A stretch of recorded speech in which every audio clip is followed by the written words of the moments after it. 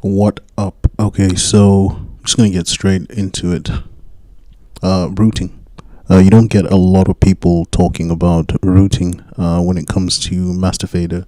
There are videos out there that talk about routing, but they're not a great deal of them. Don't worry about my gain.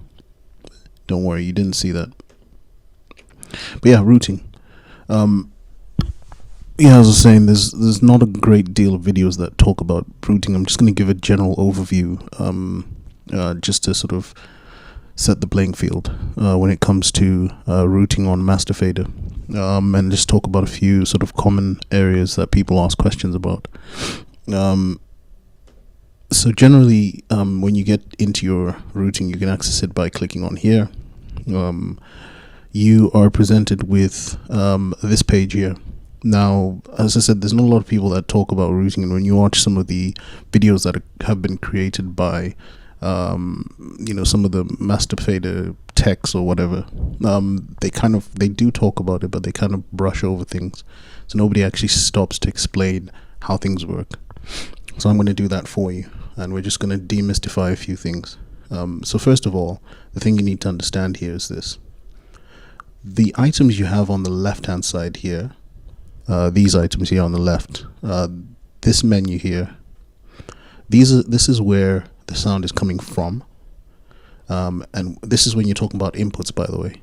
It will be slightly different when we talk about outputs, but this is where the signal is coming from, and this is where the signal, and the top side is where the signal is going to. One second, just fix my headphones here. Okay, so from and to, from and to. So if you understand that basic principle, it kind of gives you an idea of how things are working. So for example, I'm on DL32S. So obviously I'll have 32 channels running down the side here. And the places where you plug stuff into the physical mixer, they actually call them mic pre, or the mic preamps. Microphone preamps, where you plug your instruments and mics in on the physical device. So as you can see here, we're in channel 1, and we're saying that send that physical mic pre-input on the mixer to channel 1. And what's channel 1? This is channel 1. That's channel 1. I could do something similar, go back into routing, and say send mic pre to channel 2. Now I'm not going to do that now because I've not set up channel 2, and I don't want you to lose my voice temporarily, but I'll leave it in channel 1 and also send it to channel 2, and you'll have a situation where so I'm not going to take it out of 1, but I'll send it to 2, and you see how it took it out of mic pre 2 and it sent it there. So what we have is a situation where my mic is going into channel 1, mic pre 1, and we're sending that to channel 1 and channel 2. When you come back here, you'll see that channel 2 also has the same mic signal coming in as channel 1. Obviously the gain is down. I could turn that up. And there's various, I haven't set the channel up anyway, but the gain is down, and there's various things that I haven't set up. I have this routed in such a way that you're not actually listening to the main mix, you're listening to aux 7 and 8. That's what you're actually listening to here. So that's why when I turned that up, you didn't actually hear a difference. But we're not talking about what I've got set up in my route.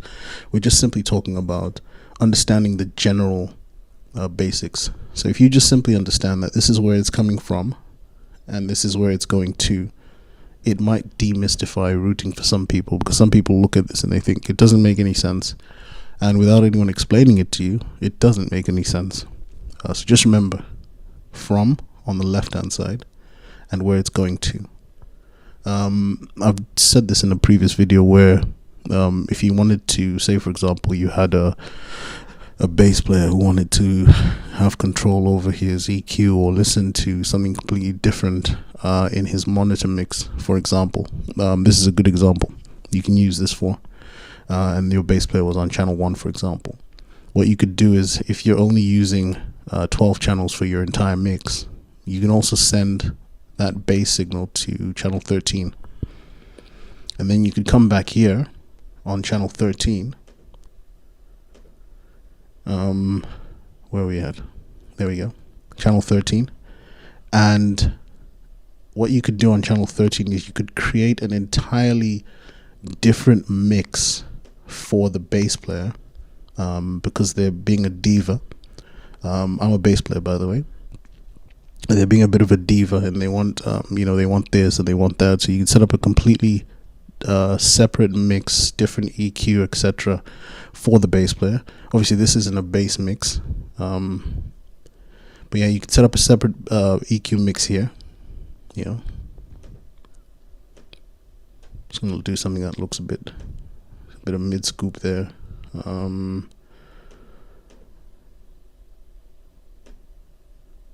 Okay, and they're saying, oh yeah, I'm happy with that. And then what you could then do is, if the bass player was on aux 3, for example, you just simply turn up aux 3 there, and make sure you don't turn up aux 1, channel 1, sorry. Make sure you turn up the separate bass mix. Oh look, I've actually got a bass channel assigned there. But anyways, turn up the separate bass mix in their in-ear monitor, or in their monitor there, and don't turn up 1, and then 1 can be left to be for the front of house mix, because that's the way you want it, out of front of house. That's what is appropriate, and they can have their own separate mix. Obviously you've got 32 channels here, so if you're not using all 32, all you need is whatever spare channels you have, and you can create as many separate mixes, going back to your monitors, your musicians' monitors or your singers' monitors. You'll probably most likely find this using this for singers as opposed to musicians, because musicians kind of get on with it unless they're guitarists.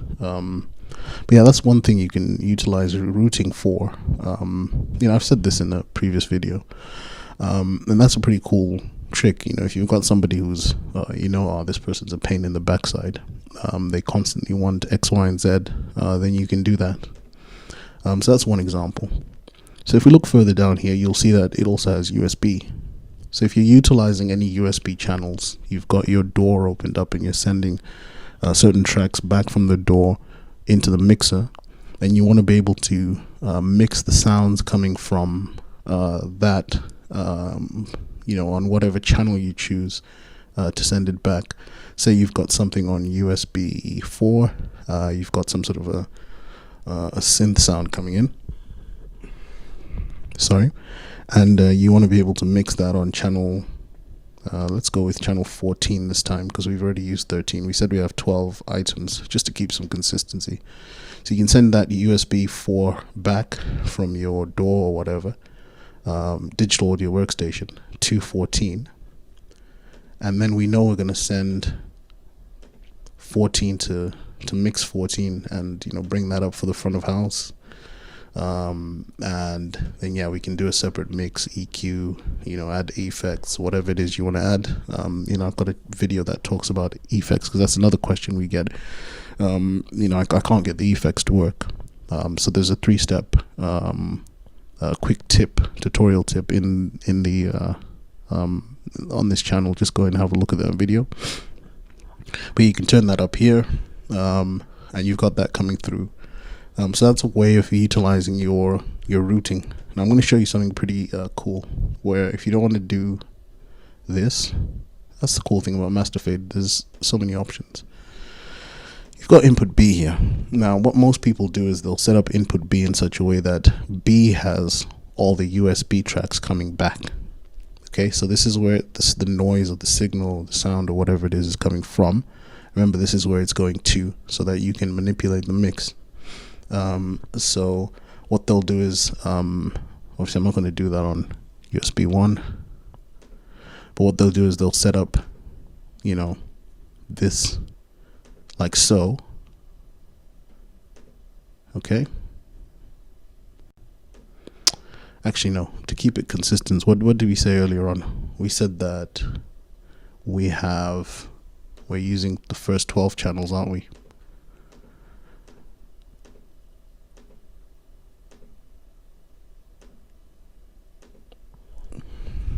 we're using the first 12 channels. We've sent 13 to the bass player because they're being a bit of a diva, and we're coming back from, so we've got channels 14 onwards free, okay, and you want to send stuff from your USB back, so they'll hook up, you know, I mean, you can do all the channels. This is input B anyway, but you can hook it up in such a way that, you know, you've got the first 12 channels for your mix, and then you've got, you know, these extra channels. How many have we selected? 1, 2, 3, 4, 5, 6, 7, 8, 9.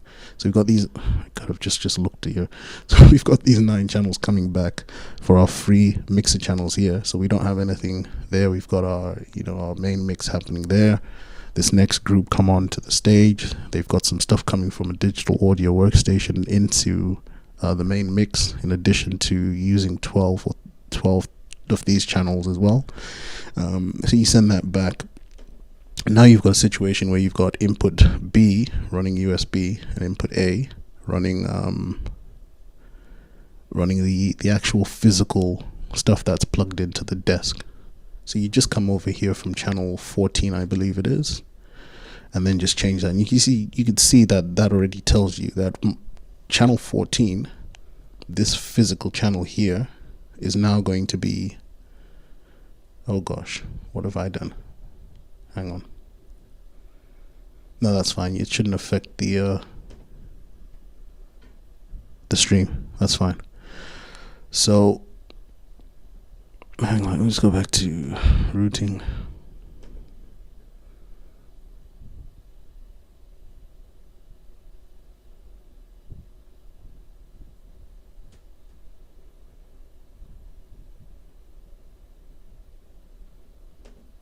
Okay, so it's also sending it.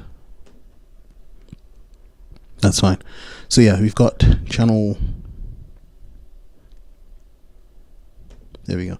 So we've got channels. Because I'm on channel 1, I just didn't want to affect the thing. But anyway, we've got a situation where channel 14. Hang on. There we go. So we have a situation where there's nothing on channel 14, that's fine. But we have a situation where, there we go. Channel 15 is now USB 2, and we've got something within the door sending a signal out, and it's coming back on channel 15. So we're routing it to channel 15, and we can manipulate that mix here on channel 15 for front of house. And then, you know, likewise the same thing. Channel 16 is bringing back something on USB 3, etc. Channel 17 has got USB 4, So we've got an entire mix that has been set up just using the routing, and all we would need to do here is switch these from mic pre 15, so channel 15 mic pre 15 as it was originally set here on input A. Yeah, so you've got channel 15 going to mic pre 15 going to channel 15, and then for input B we want to use that for our USB channels. So if you switch them all across to USB here, now these channels are now playing signals that are coming in from the USB channels that you have. Boom, boom, and then that's back to normal because we're not using channel 24. And just to show you what I've done with input B, from USB 2 all the way to USB 10, all the way up until channel 23, I believe. Yeah, up until channel 23. So basically from channels 15 to 23, the signal that's coming into the desk is coming from a USB source. And from channels 1 to 12, we said is coming in from physical items that are plugged into the actual mixing desk. And then we sent channel 13 as a secondary mix to our bass player who's being a diva today. We're not using channel 14.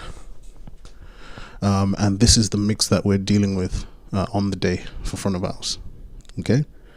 And you can do that using your routing because you understand that The left hand side here gives you the source of the signal, the sound, the noise, whatever word you want to use that you feel comfortable with, the source of what's coming in to our mix, and the top side is where it's going to. Okay, and you can simplify this mix a lot more. Obviously I've just done this for illustration purposes, so we get a better understanding, and I can talk you through some of the general basics. But that's pretty much what you're looking at. So from to, and I'm just giving you a few examples so you have, you know, some sort of a visual to understand what would that actually look like, because this is what you don't actually get in these videos. Then you've got the USB channel. Now I'm doing something a bit interesting here, and I'll show you this. Now obviously I'm creating a video, or you can actually use this for live streaming, but when they make digital mixers, they do a thing where they create, or they send channel 1 in USB 1 and 2 as an out from the digital mixer. So when you plug a USB cable into a digital mixer, it only tends to send out channel 1 and 2, because the general default routing is that mic pre 1 is going into USB 1 and mic pre 2 is going into USB 2. So most people will open up their digital mixer and they're like, yeah, I want to send 32 channels out and mix 32 channels out, but then they find that they can only hear channel 1 and 2 and nothing else, because USB channel 1 and 2 is an unwritten rule, but it's pre-designated as the channels that are used for left and right to send the signal out of your mixer, out of the USB port, to wherever you're plugging it into. In this case, obviously we have it plugged into a laptop. So how do you get more of these channels, the remaining 32 channels or 30 channels, out of the mixer into your USB so you can mix all 32 channels or record them? So what you do is, because channel USB 1 is left and USB 2 is right, what I do, remember the left is where it's coming from and the top is where it's going to, is I've assigned aux 7 and 8, okay? That's where I'm getting my signal from, yeah? And I'm sending that out of channels USB 1 and 2 out through the USB port. Then what I've done here is I've linked aux 7 and 8 together, okay? And that's now one output channel, okay? Which means anything I turn up here, or anything I mix here in aux 7 and 8, yeah, all 32 channels, including all the FX, I can get a separate independent mix from the aux 7 and 8, using aux 7 and 8 as a separate independent mix. I can get that as an independent mix and send that across out through USB 1 and 2, which is my left and right effectively, to wherever I want it to go. And I can use that for live streaming, and I can control the sort of mix separately. Obviously, what you want to do here is make sure, if you're using Master Fader, of course, it gives you the option here to send pre-DSP. So, you know, if I don't want it to carry any of the effects, you know, I just want it to go straight out of the preamp without any sort of manipulation, then I can send it as pre-DSP. If I want it to have the DSP, I send it as post-fader, and it will have, pre-fader, and it'll have everything up until the fader, so all the EQ, everything will be sent. So let me just hit that there, and all of a sudden you can hear there's a massive change. You can hear all the EQ and everything that has been pre-applied on this channel here, and that's why you hear a massive difference. So that is pre-fade. You can send it post-fader, but post-fader would mean that whatever you do on the main left and right, I'll show you that here, whatever changes you make here, which is meant to be your front of house, will affect the changes that you make here. And we don't want that. We want a separate mix. So I would not put it on post fade because I want a separate mix. And then obviously I've unticked to use left and right mute, so I can mute these channels independently. So I'll mute channels 2, 3, 4, and 5. And then if you come around here, you'll see that they're not muted here. So I don't use left and right mute. And also I don't use left and right panning either.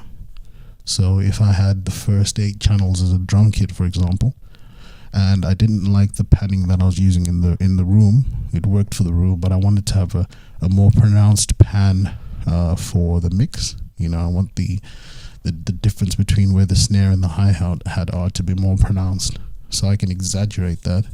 If the snare was on channel 2, I can sort of exaggerate that even more and send the hi-hat really far away, and then, you know, it'll help clean up the mix. But that's all independent, because when I go back to my main left and right here, you don't see that. That just remains the same. So it's fully customizable. It gives you a lot of functionality. And you do that by just simply doing this. Now, you don't have to use aux 7 and 8. But this is sort of tips, because you know that this is where it's coming from. Mic pre 1, 2. So, you know, if you just want to be able to send just mic pre 1 and mic pre 2 to USB out of your USB, physical USB channel on the desk and send that out, then you can do that, and that's fine. But obviously that just limits you to having just 2 channels that come out. So that's another way of doing things. Let's quickly look at outputs. So with outputs, the top is where things are going to, okay, where it's going to be actually physically coming out of, and the left is where it's coming from, okay. So you can choose to just send that one. I don't know why you'd want to do that, but you can choose to send just that one channel, mic pre 1, to the physical XLR output on the mixer. And all that output can do would be to send out just that one channel. It doesn't matter how many other things you try to turn up in the main left and right or anywhere else. You've pre-assigned that XLR channel to only output mic pre 1. So you have to be careful with what you're sending out, obviously, because you can only send one thing at a time. So if I was to hit that, which I probably shouldn't have done because now I can't hear. Hang on.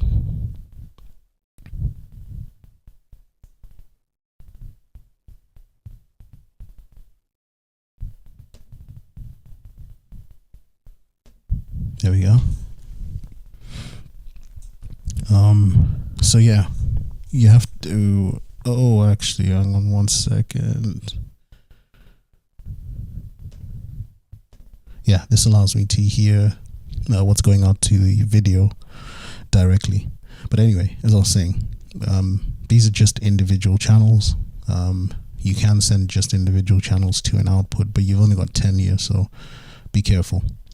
If you can send those channels post DSP, so with all the sort of mixing, EQ, etc., effects, you can send that same channel 1 post DSP, and it'll send it to any of these XLR channel, physical XLR channels on the actual desk. Then here's where it gets interesting. You have so many other options after that.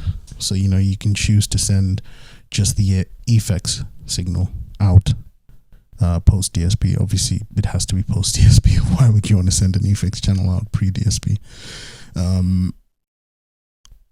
What else do you have here? So you can send, subgroups. So if you wanted, for example, I don't know why you'd want to do this, but if you had all the drums going to subgroup 1 and you wanted to send just the drums out via the physical XLR one, you can do. And I guess there's a reason why you could, maybe the drummer wants to be able, has more than one monitor around them, and they want to, they're doing a recording or whatever the case is, and they want to be able to hear, different things coming from their different monitors. You could say, okay, I'll just send the drums out of the monitor on your left, and then I'll send, the vocals or everything else out of the monitor on the right. It's whatever they want, really. So you could do subgroups, just a whole entire subgroup out. You could have a situation where you've got a group of a choir, for example, and this choir is split up into three parts. You've got alto, tenor, and soprano, and you can have all the alto parts linked to subgroup 1, all the tenor parts linked to subgroup 2, and all the alto parts linked to subgroup 3.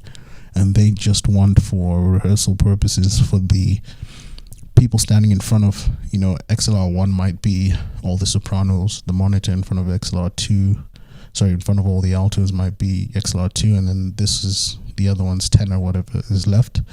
You can have a situation where you just send, that group directly, so that they can just hear just the soprano, right? So that's pretty cool. It's very customizable. You can send your auxes. Currently what I have, you can see that I'm sending the same aux 7 and 8 directly to XLR 1 and 2. And I have a stereo, it's a stereo monitor from PreSonus, one of those body packs. It's the HP2 plugged in, and that's where my headphones are. And what I wanted to be able to do is hear in real time what's going to the recording, the video, in real time as I'm actually recording the video, so I can actually hear what's actually going there. And the reason for this is, if I had set it to USB 1 and 2, which is basically the return coming back from the laptop through the USB cable to my ears, I'd have a delay, because what's happening is I'm speaking into the mic is going into the physical mixer. It's being sent out of channel 1. Again, don't mind my volume levels, just ignore that, you can't see that, but it's going out of channel 1, so into the mic preamp, and then coming into the mixer, going out of channel 1 on my aux 7 and 8. It's picking up that volume level, then going out of the main 7 and 8 out to the USB. Where you at? Out to USB. So 7 and 8 is then sending that left and right signal through USB 1 and 2. So that mic signal is then going into the laptop. It's being processed, being sent to where you at? OBS. OBS is then picking that up, but I've got a monitor mix then coming back out from here, going back through USB 1 to the physical cable, into the mixer, and then it's returning that, and I could plug in, and it'll be returning that via the USB. Now if I did that, where are we? Outputs. I'd have a delayed signal coming back to me, which is a bit awkward when you're speaking and then you can hear yourself back a second or two. It just sounds like I'm speaking in slow motion, or it'll force me to speak in slow motion because I'm kind of trying to keep up with what I'm listening to on the monitor, which only makes me speak even slower. But if I want to hear it in real time, I'll just route it to 7 and 8 as I've done. And 7 and 8 is now going to XLR 1 and 2, where I have my physical preamp plugged in. Because somebody will say to me, why didn't you just plug your left and right into 7 and 8? And I get a delayed return because it has to go through that entire loop to come back to me. Whereas if I plug it into 1 and 2 and send that directly from 7 and 8 to XLR 1 and 2, as the mixer is sending the signal out to OBS, it's sending that same signal out to my headphones. So I get to hear it in real time rather than the return signal from OBS, the laptop, back to me, because that's where then it picks up the delay. There's latency, so I get to hear this as it's going out as well.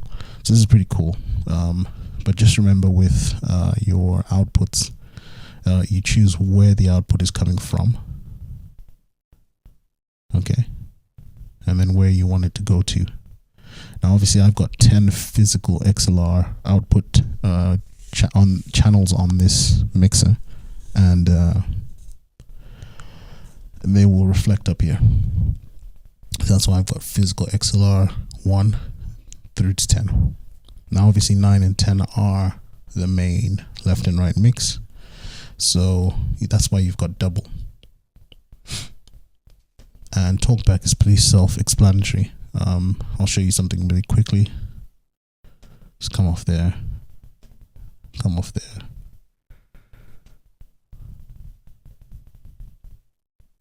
So actually this is not what I wanted to show you.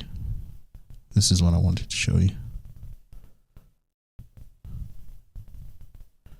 What this default comes with is, sorry, mic pre 32, so the last channel. When Mackie set this up and sent it to you, they've automatically set the last channel to come back to you as talkback. You don't have to use the last channel, because the last channel are also high Z channels, so you'd want to plug a guitar or a bass or whatever into there. But they preset it up as the talkback channel, and this is what it just comes default as the software, with the software and the hardware.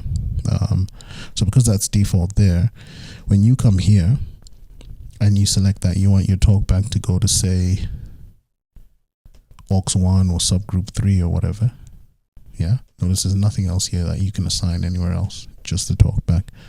But when you do that, it just means you just talk back to what's on X aux 3, but you have to have a mic physically plugged into channel 32, because that's how it's been set up here. Or just simply move the talkback to whichever channel that you want. So if you've got your mic plugged in on mic pre 5, that's where your talkback mic is. Just plug it there, put your talkback mic into 5, obviously set the gain up, etc. Come here to talkback, and then you can on the fly choose to talk back to any of these. So you can preset it up if you want to talk back to all the auxes in one go. Notice aux 9 and 10 are not there because you've got main there, so that's why. But you can talk back there, and the feature for that, we've discussed this in a previous video, but it's over here. So this allows you to decide how much volume you're sending back. So just be careful if you know some of these auxes are in ears, don't blow people's eardrums. And you can actually put a delay. But yeah, you choose your volume, hit that button, and you'll talk back to whatever you've pre-selected. Now it is a little bit long-winded in the sense that if you wanted to do something very quickly on the fly, you have to come in here and say, okay, I only want to talk to, you know, the drummer who's on aux 3. Do that, come back here, and then, you know, set your level and then talk to the drummer. All those steps, by the time, you know, whatever it is you wanted to say to the drummer is, you know, come and gone, it's a bit too late. So it's not, this is one of the drawbacks of using digital over analog. I used to have a Behringer XL 2400. I love that desk. I sold it. I regret, but you know, I was going digital. But it was all right there. I could talk back to any of the aux or monitor channels, anything I wanted to. But yeah, demystifying routing for you. And it's just a general basic overview. It was as always, because everybody uses this mixer for different purposes, and I can't anticipate every single sort of purpose that you want to use it for. So if you have any specific questions, just drop them in the comments, and I'll look at them and come back to you as soon as I can. But yeah, other than that, hope you guys are crushing it. Speak to you soon. Peace.